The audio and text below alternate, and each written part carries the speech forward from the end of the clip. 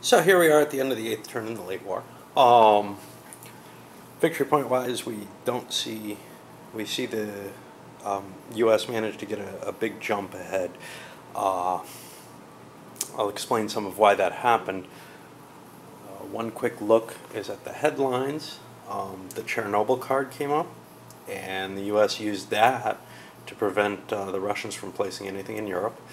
And that's put them in a very interesting position. The Russians got away with the Brezhnev Doctrine, which gave them extra points on all their cards. It didn't end up helping given the card situation. The main thing that we saw over in Europe is that the U.S. basically was able to play mostly unopposed by the Russians. Now the Russians played attempts at realignment again and again and again. But right now it's in a position that if the U.S. pulls a victory point card for Europe, they win the game. So, Russia's in a position where they really have to kind of try to prevent that from happening. And, well, they paid the price here, having to play all the cards that they got to try to prevent that from happening. So what do we have coming across here? Well, the missile envy got the North Sea oil. Not really in effect right now, but it did help a little bit in France. South American scoring, which of course the U.S. has points throughout South America, so they scored decent points for that. They could run away with the We Will Bury You card because they weren't really too worried about causing any issues with the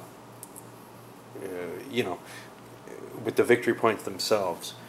So just mark these correctly.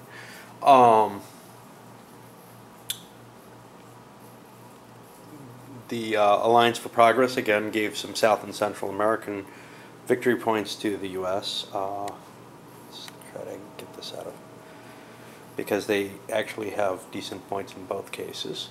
The Asia scoring card, which the Soviets were planning on scoring fairly early with good points, ended up kind of a wash because they weren't able to focus to gain the advantages that they're kind of set up for there. Yeah, they used to dominate it and they could get it back, but it didn't happen. And after that, the U.S. was able to get away with Vietnam revolts. Again, no big loss there. Vietnam was already Russian, and now it's more so. Middle East scoring, I believe that turned out in the U.S.'s favor, slightly, because the Russians are not able to hold their points there. And then Yuri and Samantha didn't really do anything. Quick look at the board, and then we'll turn off. Next turn, maybe I'll be able to tell you the U.S. won.